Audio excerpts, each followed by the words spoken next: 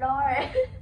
I'm at least so far. I'm 11 years old this year. 我是从1年小学。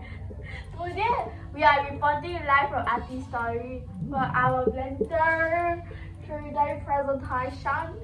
Okay, next. Okay, 这个是我的 ice cream model. It's very low resolution, huh? Okay, replay. Okay, this was done by me.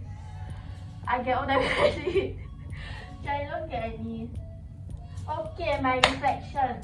So Blender 3D is a software that allows us to create stuff in the 3D format, and it's very hard, huh? It's super hard. I tell you, you know, right? I do some of my brain cells. It takes up a lot of storage space because you only need to download. It also uses a lot of commands. I think I need to schedule to fit everything inside.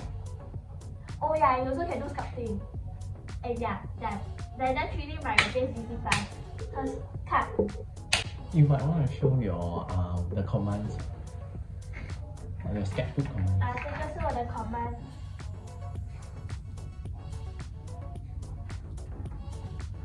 Very complicated, right? Over here still have.